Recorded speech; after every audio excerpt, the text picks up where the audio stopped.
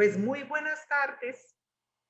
Veo que nos estamos conectando, les estamos dando la entrada. Muchísimas gracias por acompañarnos este sábado de historia, un espacio que ha abierto virtualmente el Club Campestre para estarle contando historias. En esta ocasión, de nuevo, han invitado a la Bernardi, a Isabela Prieto con ustedes para que les contemos diversos relatos que tienen que ver también con la historia de Colombia y de Cali.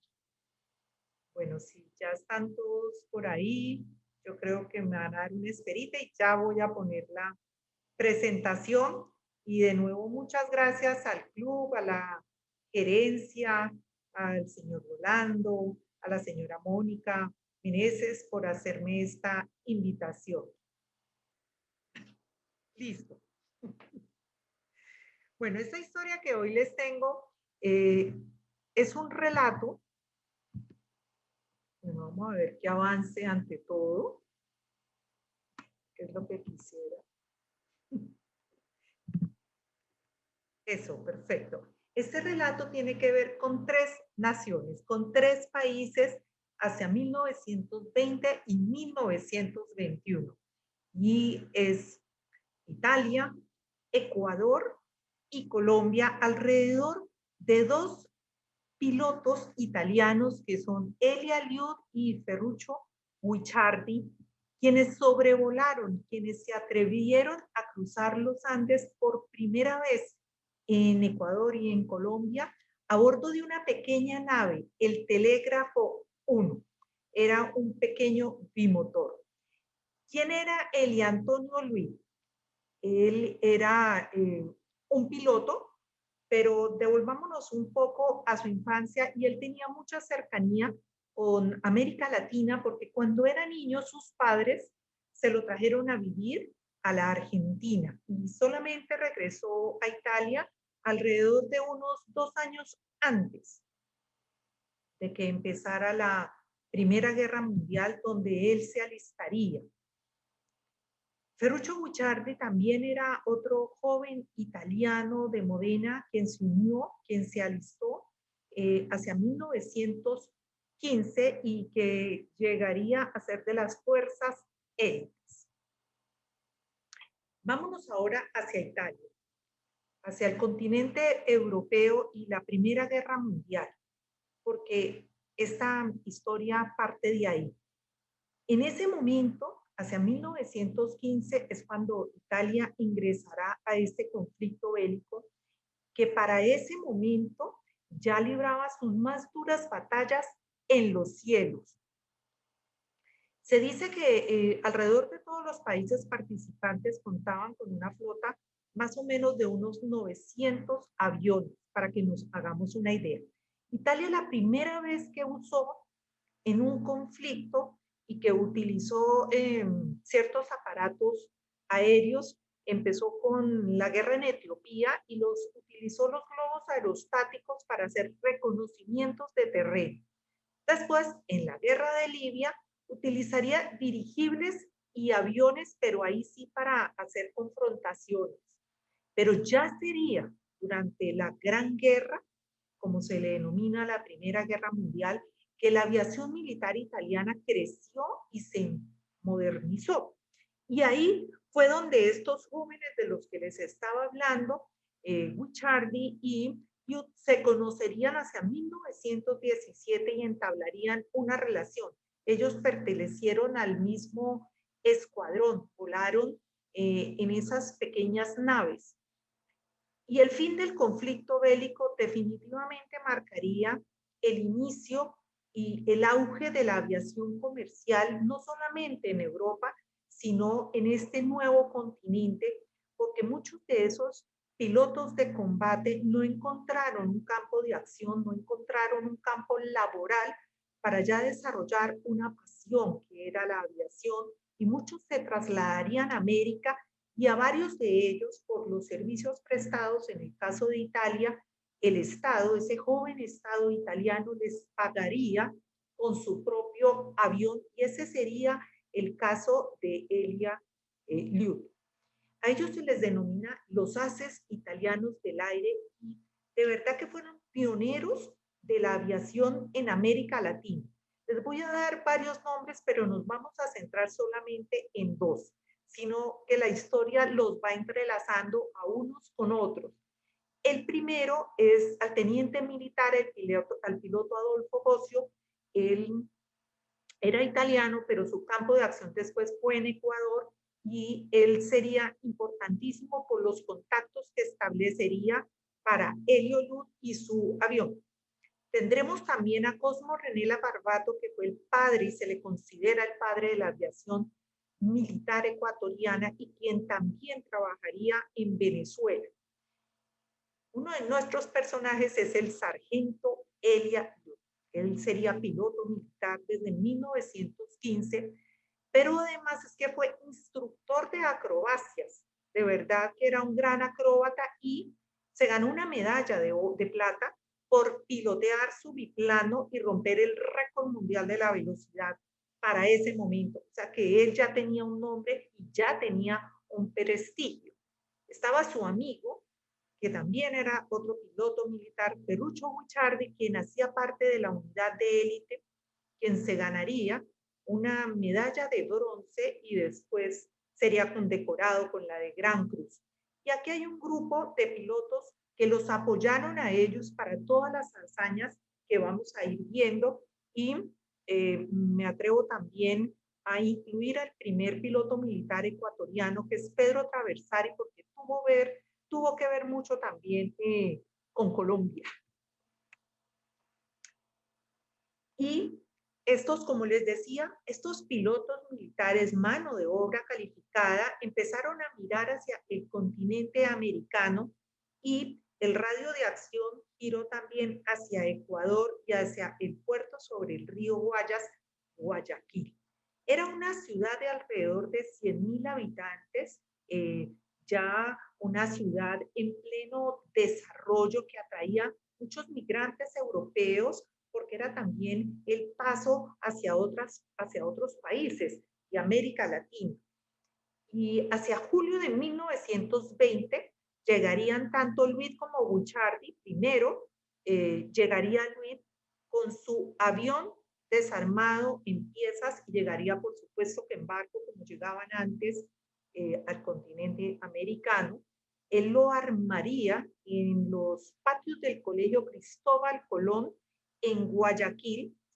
Él primero venía con la idea, y era lo que le habían dicho también ciertos diplomáticos allá en Italia, ciertos diplomáticos ecuatorianos, y era que él con su nombre y con su experiencia podía venir a fundar la primera escuela de aviación y también apoyar a la Fuerza Aérea Ecuatoriana. Pero cuando él llegó, el ambiente no era aún propicio. Tendría que esperar para poder entrar a apoyar en esa causa. Y entonces, ¿a qué se dedicaría después de armar su pequeña nave que no servía para mucho más que esos sobrevuelos? Y era hacer exhibiciones acrobáticas sobre Guayaquil, sobre el río Guayas, y ahí, pues claro, se gana la simpatía del público, empieza a salir en los periódicos y su nombre va corriendo y el voz a voz. Y un empresario de un periódico, el director del diario El Telégrafo de Guayaquil, que era un visionario, tenía también en la mira crear otro negocio alrededor de la prensa. Y era poder, primero, distribuir, ampliar la circulación de su periódico hacia todo el país, hacia todo Ecuador, pero también era el de crear el primer servicio postal, lo que le llamaban la valija de correo. Y él tuvo esa visión, contacta a través de Adolfo, el que les había, el teniente militar del que les estuve hablando, los presenta y Castillo, que era el empresario, le propone a Luz comprarle su pequeño aeroplano y bautizarlo el Telégrafo 1. Eso fue un momento muy importante que hasta el presidente de la República Ecuatoriana de esa época asistió al bautizo porque además se abría una nueva era para lo que era el servicio de transporte aéreo y el servicio de correo en el Ecuador, que fue un país sudamericano pionero. Entonces, ya con todo ese renombre, varios ciudadanos, hombres de una pequeña población montañosa, Cuenca, allí en el sur de Ecuador, se desplazan hasta Guayaquil y hablan con el empresario y con el piloto y les dicen que por qué no sobrevuelan a Cuenca el 3 de noviembre de 1920, que era el primer centenario de esa ciudad. Y les dicen que pueden llevar el avión desarmado, pero que tendría que ser primero por el trayecto del ferrocarril que había para ese entonces y que de pronto después con hombres subirlo o al lomo de mula, y ahí es cuando Liu dice, no, esperen, esto está muy complejo. Yo lo que les propongo es hacer el primer ride, el primer vuelo de los Andes ecuatorianos y de Guayaquil, que es una población costera, sobrevolar hacia Cuenca, y lo planean. Y ahí es donde entra también nuestro otro personaje, Ferruccio Guicciardi, porque ellos trabajaban en Yap y Guicciardi era el encargado de dar el apoyo en tierra. ¿Eso qué quiere decir? Que era el que tenía que salir días antes hasta la ciudad de Cuenca. A él sí le tocó el ferrocarril, en mula. ¿Para qué? Para ir a visitar el terreno donde era el primer aterrizaje que se haría sobre Cuenca. Entonces él se iría con un grupo de mecánicos también italianos que los apoyaban, también porque tenía que llevar y mirar el suministro de gasolina. Y además porque era el encargado el día del sobrevuelo, el 3 de noviembre, de decirle a Liud si las condiciones climáticas eran propicias, y no lo fueron. Ese vuelo fue fallido el 3 de noviembre y la ciudad de Cuenca se quedó esperándolos, pero al día siguiente sí despegarían si las condiciones fueron favorables, y despegan. Y cuentan que fueron recibidos, que Liud fue recibido como un gran héroe. Lo que podemos decir es que ellos eran como los rock stars de la época. Imagínense estos jóvenes europeos de 20 y pico de años, que además eran pilotos, eran intrépidos, jóvenes y también solteros, pues después de estas grandes hazañas, les hacían también unas recepciones maravillosas. Cuando llega Liud y allá ya estaba Ferruccio, pues obviamente que les hacen la recepción respectiva en los clubes sociales donde están las damas de la sociedad, las jovencitas, y ahí se le apoda y de ahí sale el nombre del cóndor andino para Elia Antonio Luis, porque de verdad y en Ecuador es considerado como un héroe nacional. Él no sería el primero que volaría en Ecuador, pero sí el primero que cruzó los Andes a unas alturas inimaginables y sin tanques de oxígeno, sin ninguna ayuda técnica. Ellos básicamente iban volando de acuerdo a cómo iban mirando o el cruce de los ríos, de la vía férrea, de la geografía. Y aquí también vemos cómo va muy entrelazada la historia de la filatelia, del correo, de los sellos, de las postales, con el desarrollo de la aviación. Para ese entonces, el gran visionario, el empresario, ya había mandado también a imprimir, obviamente, postales, y esas postales era lo que llevaba Liud en esa valija cuando desciende sobre Cuenca, y es lo que les entrega. El diario El Telégrafo sacaría una edición de la tarde, un extra, como decimos nosotros los periodistas, y los titulares eran: el emocionante y arriesgado vuelo de Guayaquil a Cuenca realizado hoy por el aviador italiano Elia Liud. Un triunfo sensacional de la aviación en el Ecuador. En el biplano, Telégrafo 1 llegó a la capital del Azuay, que es Cuenca, a las 11:45 de la mañana, y de pronto ahí alcanzan a apreciar un poco los picos que le tocó atravesar eso. Por eso esa es la gran hazaña de Eliud y por eso en el Ecuador se le rinde tributo a su memoria.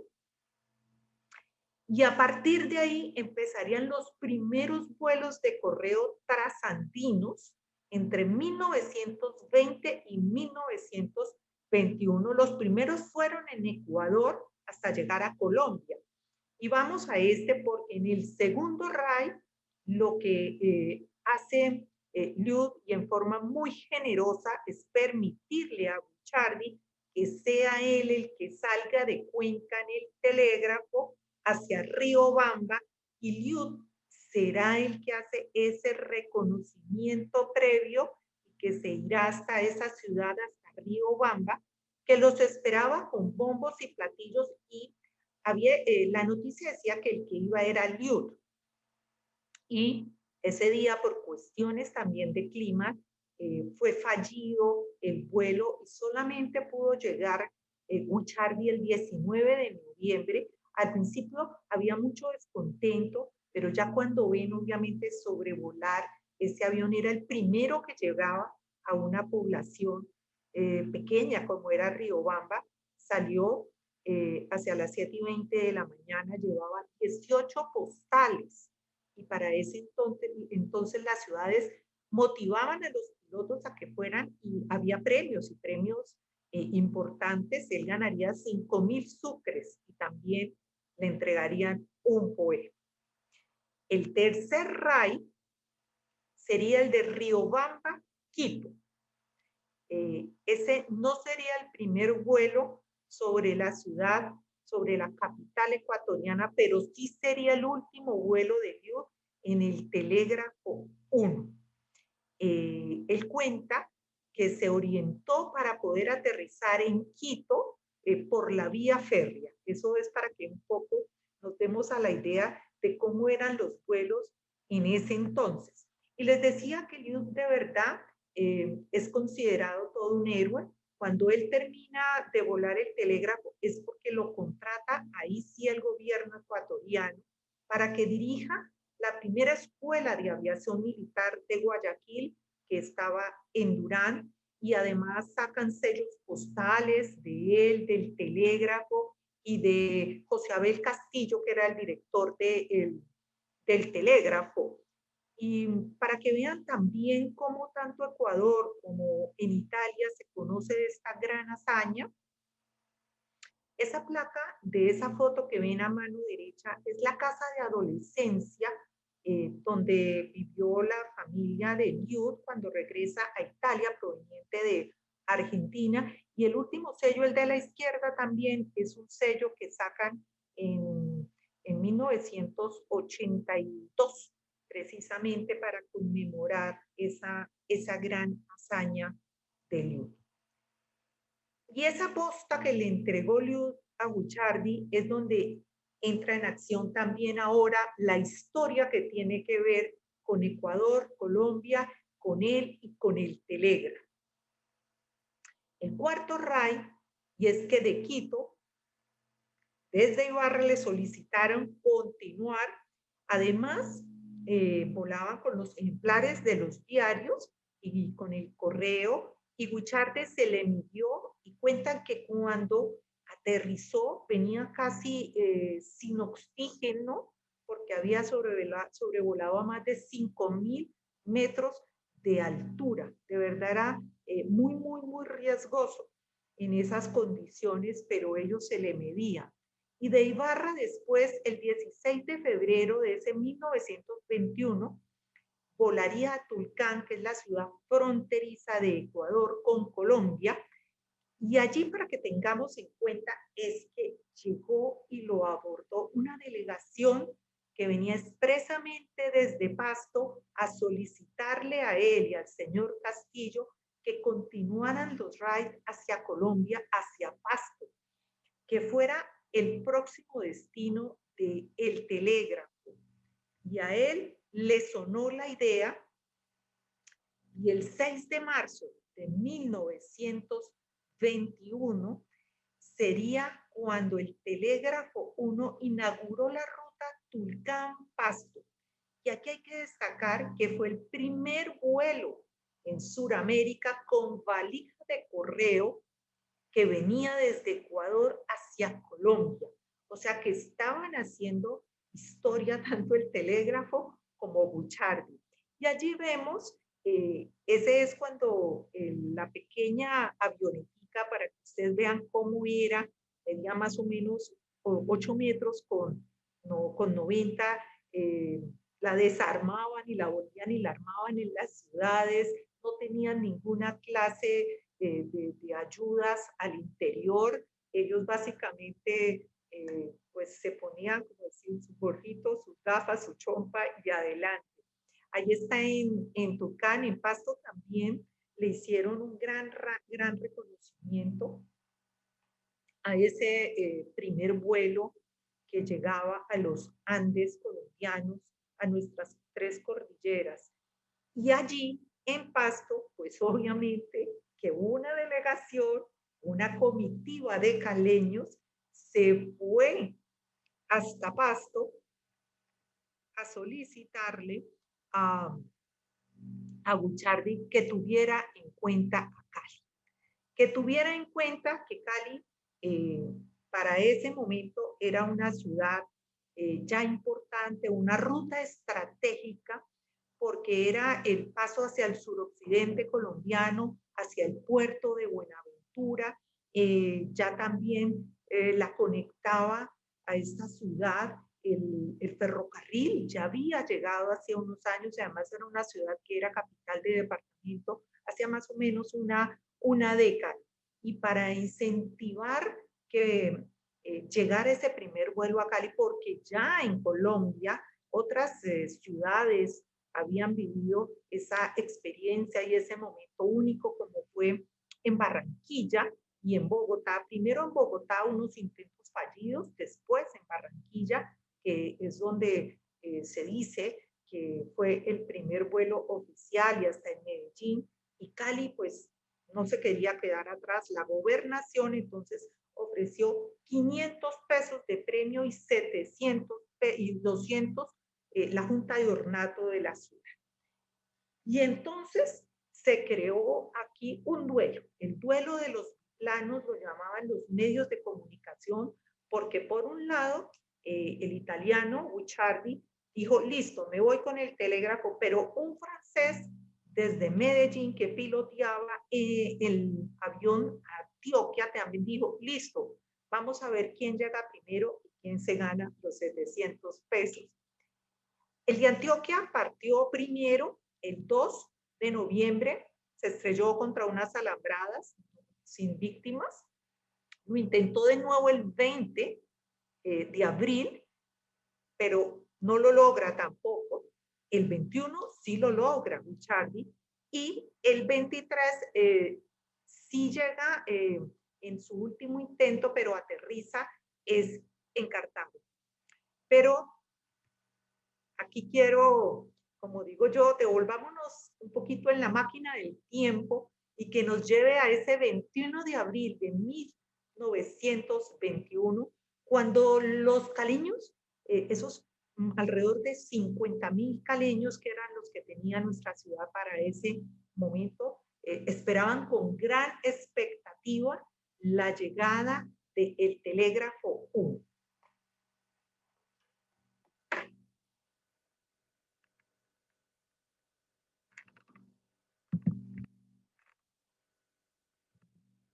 ...21 de abril, 7:15 de la mañana... los pastuzos despedirían al Telégrafo 1 rumbo a Cali. 8:30 de la mañana... se recibe el siguiente telegrama de Popayán. El avión pasó por aquí a 5,000 metros de altura. 9 de la mañana... en Guachinte avistarían la nave que ya estaba a solo 35 kilómetros de su destino. 9:15 de la mañana se escucharía por primera vez en el cielo caleño el peculiar ruido de un motor. A los pocos minutos se divisaría la nave. La noticia se regó como pólvora. Era inminente la llegada del intrépido italiano. La multitud se desplazaría en coches y automóviles en carrera maratónica hacia la improvisada pista de Longchamps al norte de la ciudad y atropelladamente saltaría el alambre de púa para buscar su puesto. Guicciardi, luego de sentirse perdido en una parte de la ruta, cuando avistó la ciudad, respiró aliviado. Solo le quedaba gasolina para unos pocos minutos de vuelo. Además, temía que el motor se le volviera a apagar.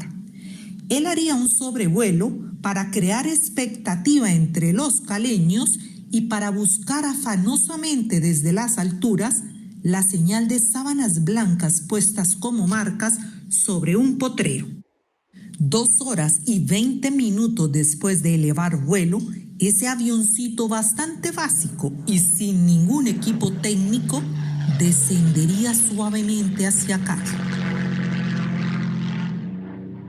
A las 9:35 de la mañana, el garboso capitán italiano de 25 años pondría pies en tierra caleña, con su chompa de lana y en sus manos portando ramos de flores para las damas y la primera valija de correo aéreo. Recibiría casi que en calidad de héroe el saludo entusiasta de ese pueblo que agitaba pañuelos y sombreros al aire.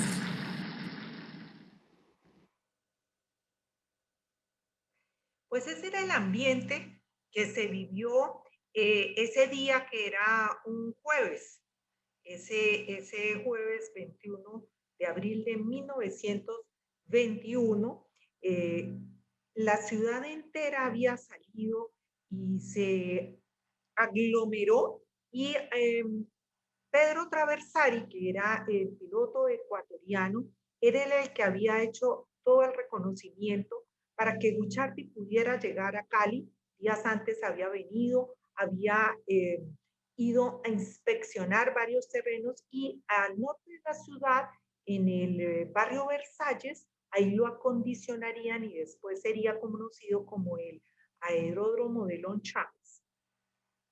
Cuentan, porque obviamente los diarios de la época cubrieron, esta fue la gran noticia en el tiempo, el corresponsal en ese momento, les voy a leer solamente un pedacito cuando dice, el aviador entregó a las damas un paquete de cartas y flores que les enviaban de Pasto, luego acompañado por la multitud, siguió para la redacción del relator, en donde Saavedra Galindo le dio la bienvenida. El aviador Guicciardi ha sido muy festejado y cuentan que en efecto, después de eso, en el hotel María Luisa, allí le hicieron una gran recepción en la noche. Hay un historiador, ojalá que esté escuchando por aquí la charla, que es Hugo Suárez, que cuenta que todas las damas, las señoritas caleñas, pues enloquecieron un poco con este joven aviador que aterrizó, que medía casi 1,90, con toda esa pinta del el piloto, y bueno, fue de verdad el hombre muy aclamado, pero aparte de eso, fue que enamoraron a Guicciardi para que se quedara viviendo en esta ciudad y sería en Cali la sede de él ya permanente. Ferruccio Guicciardi se le conoce porque de verdad que dedicó su vida a este país después de haber prestado sus servicios en Italia y de haber, de verdad darse a conocer por sus grandes hazañas. Aquí también, eh, Ferruccio Guicciardi en Colombia, aunque eso muy poco se conoce, pero él marcó una era. En ese momento, en Colombia, ya como les contaba, ya los primeros vuelos aéreos se habían dado, pero entonces, ¿qué pasó? Pues que empezaba el boom y en varias ciudades del país se empezaron a crear compañías aéreas. Pues la primera y más conocida, todos acá en Colombia lo sabemos, fue en Barranquilla. Pero también en Manizales quisieron crear tenían esa gran visión. Además, era la época en que el eje cafetero, el gran Caldas, se constituía por ser un eje de desarrollo, un polo de desarrollo por los sembrados de café y porque los exportaba vía férrea, hacia el puerto de Buenaventura. Entonces también era una región muy próspera. En Medellín igual, era otra región de verdad con gran visión empresarial, y lo que ellos empezaron a ver era que los correos nacionales y el transporte de pasajeros era uno de los negocios del futuro o muy próximo. Allí ustedes ven un poquito el itinerario de los correos nacionales. Eso fue publicado en el Correo del Cauca en 1915, pero es para que se den una idea de cómo eran los transportes aéreos en Colombia. Y entonces era o por barco o por el ferrocarril o por los ríos. Aquí todavía era navegable el río Cauca y a través de vapores, y las carreteras apenas empezaban, eran caminos carreteables. Entonces había una gran expectativa por lo que significaban los vuelos aéreos. Por eso se dice que Ferrucho fue un pionero, porque fue del primer grupo de aerotransportadores de los Andes, el que con sus valijas de correo traían las noticias de un día para otro. También porque contribuyó muchísimo como ese otro grupo, tanto de extranjeros, porque aquí llegaron alemanes, llegaron franceses, llegaron italianos, pero también los mismos colombianos, para fortalecer lo que fue la aviación comercial y poder vincular regiones muy aisladas de nuestro país, poder establecer nexos con ellos tanto a nivel económico como político. O sea, era donde se podía hacer también presencia del Estado, la presencia de las empresas, y fue en esas pequeñas aeronaves que cruzaban los aires casi que con las mínimas condiciones de seguridad aérea, nada que las nuevas generaciones se puedan ahora ni siquiera imaginar. Ferrucho Guichardi también prestó servicios de transporte, gerenció una empresa, duró poco, pero que fueron las líneas aéreas del Cauca, que era una filial de SCADA, que prestaba el servicio de pasajeros a Medellín, a Manizales, a Cartago y a Cali. Eran al principio tiquetes, digamos, costosos, pero que la gente por la novedad también quería probarlo. Hay también de él una de las grandes hazañas que se cuentan, y es que había un avión que querían transportar, imagínense, desde el norte de Colombia, en la parte caribe, Barranquilla, hasta Medellín, y era un avión que le llamaban el Goliath. Y varios contactaron, los dueños, a varios pilotos, ninguno se le midió, pero ya se escuchaba hablar muchísimo de las hazañas de Guichardi, y lo contactan a él, le cuentan, y él se le mide, pero para que ustedes vean lo que se demoró en llegar, del 15 de junio al 24 de julio, o sea, casi 40 días duró, porque le tocaba ir aterrizando en pequeñas poblaciones al lado del Magdalena, mientras volvía a encontrar gasolina y todo, pero pudo llegar, y esa fue una gran hazaña, llegar hasta Medellín, y por eso también se le dice que fue uno de los pioneros en esa zona.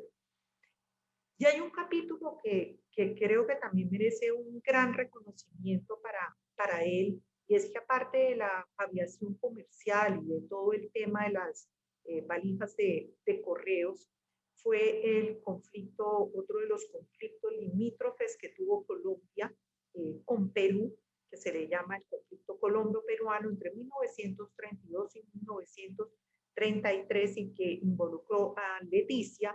Pues él peleó al lado del pabellón de Colombia Él transportaba heridos, transportaba lo que era los medicamentos y también en combate. Entonces, creo que es un hombre al que le debemos muchísimo en el suroccidente y en general en todo el país. ¿Cuál sería el vuelo final de Guichardi? Bueno, como les contaba, él había escogido la ciudad de Cali para su sede, también para crear su familia. Él se casaría, tendría hijos y partió muy rápido, alrededor de 51 años tenía y un cáncer se lo lleva. Sus restos están en la cripta de la iglesia de San Fernando Rey, aquí en el sur. Y ese altímetro que ustedes ven allí reposa en el Museo de la Cinematografía de Cali, el Caliwood. Su fundador, que es Hugo Suárez, lo recibió de manos de la familia Múnera Guichardi con una donación que le hicieron, y con ese altímetro fue el que él como piloto usó con el Telégrafo 1 cuando venía de Pasto a Cali. Esa es básicamente la única ayuda que él tenía para medir las alturas.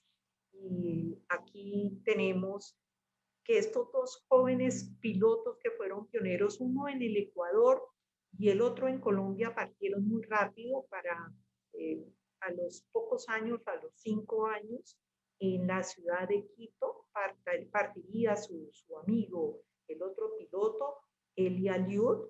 En 1952, él había fijado también su residencia en la capital ecuatoriana y ahí se casaría, pero también partió cuando tenía como 58 años de edad, después de prestarle también grandes servicios a la aviación militar en el Ecuador. De verdad que es muy, muy grande el legado que dejan estos dos jóvenes pilotos italianos aquí, tanto en Ecuador como en Colombia.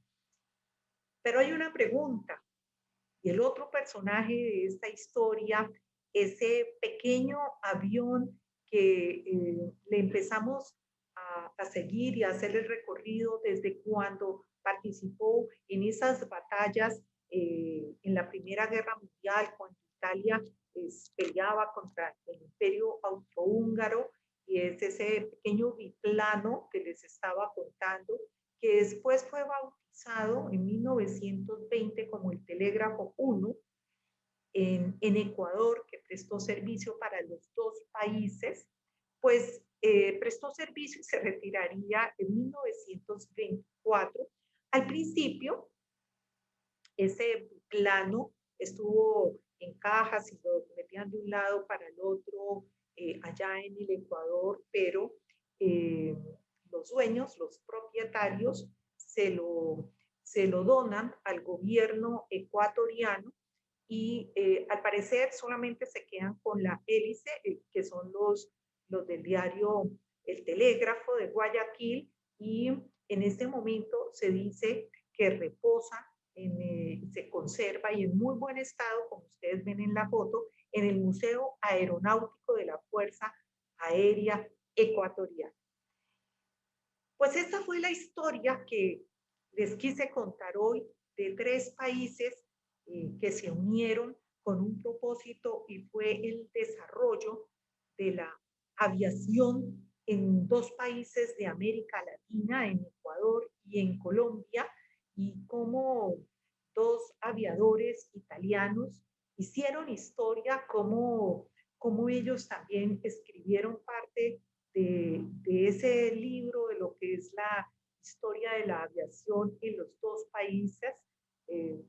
Ojalá sirva también como un tributo, porque justamente esta semana se cumplió en Cali, el pasado 21, un siglo en que esta pequeña población recibió un avión, un avión. Pues de verdad, muchísimas gracias por estar aquí en esta cita del sábado que tan gentilmente nos ha abierto el Club Campestre. Y ahora quiero abrirles como el espacio para que ustedes también puedan preguntar o puedan comentar o puedan intercambiar ideas. Bueno, aquí voy a dejar de presentar para que los que quieran unirse a este relato y a esta conversación, pues estoy aquí. Bueno, primero que todo, felicitarte por tu narración tan amena. Humberto Acciones. Ay, Humberto, un saludo muy especial. Bueno, quiero mencionarte que yo conocí a Ferruccio Guicciardi en mi casa paterna. Él iba a jugar póker donde mi papá y mi mamá, y era un hombre muy divertido y muy querido. Ferruccio Guicciardi despertó en Cali una gran emoción entre las señoras, porque él llegó y en lugar de bufanda común y corriente tenía una media de mujer, y eso a más de una. Guicciardi propició en Cali que un grupo de italianos, entre los cuales estaba mi padre, hicieran un pool para tratarlo de Guayaquil. Y eso fue... ¿Para qué? ¿Que no le escuchamos bien? A ver, ¿dónde quedé? Allí no, lo último, que conformaron un grupo. Un pool para traer a Ferruccio, el avión, el telégrafo, traerlo a Cali. Y según lo que oí, pues yo era un niño, que eso despertó pues toda una bataola total en la ciudad. En algún momento le dijeron que fuera sobre Palmira y algo le disgustó a Guicciardi, y en lugar de hacer un saludo amistoso, les hizo un saludo muy italiano, pero ofensivo. Oh. Sí, una especie como de pistola. Entonces lo iban a linchar.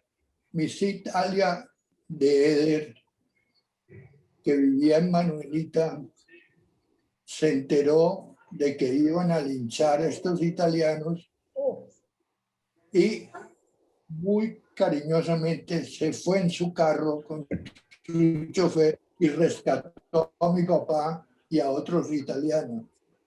Eso fue lo que contaban ellos años después. Yo era pues un niño pequeño, pero metido a grande.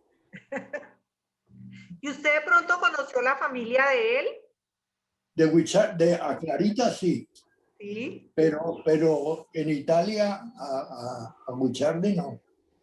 No, pero aquí la familia en Colombia. Sí, conocí a Clarita. Clarita era hija de Ferruccio. Y Ferruccio era un tipo simpático, agradable, descomplicado y prevalecido de su éxito entre las damas. Pero fue algo así de envidiar. Bueno, volaba aviones, es que también hacía ciertas hazañas, ¿no? Claro. Bueno, te quiero felicitar y darte las gracias por tu concurso en este programa. Mil y mil gracias. Muchísimas gracias, muchas gracias, Humberto. De verdad, un saludo muy especial para usted. Isabela, ¿me oyes? Sí, ¿quién habla? Hugo Suárez, Isabela. Hugo, ¿Cómo estás, Isabela? Un placer. ¿Me estás viendo? ¿Sí me Claro, estás viendo o no? de su esposa, qué bueno verlo, Hugo. Justamente me gustaría que usted les pudiera contar también.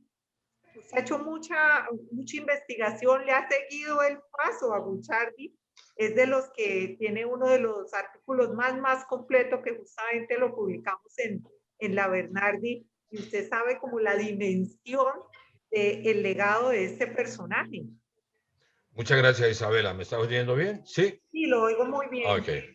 Isabela, hay algunas cosas que quería agregar que me parecen que son bien interesantes. Claro. Una de ellas es que Guicciardi completó volando en Colombia 250.000 millas. Wow. Y con ocasión de ese registro en millas, a Guicciardi le obsequiaron un reloj de oro que la familia, los bisnietos de Guicciardi conservan todavía. Ese fue un hito en un piloto en aviones tan precarios, volar 250.000 millas, incluyendo los vuelos que él hizo cuando ayudó a la nación en la guerra contra el Perú.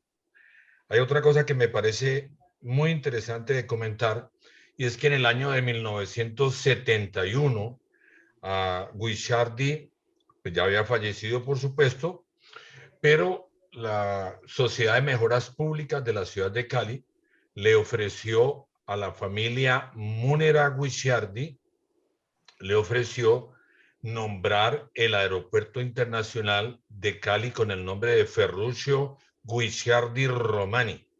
Wow. Lamentablemente, su única hija conocida en Colombia, Clara Guicciardi, a quien mencionó don Humberto ahora, ella lamentablemente tomó la decisión de no aceptar el nombramiento porque para ella era que su padre había sido un hombre muy sencillo y que no, seguramente él no hubiera aceptado ese honor.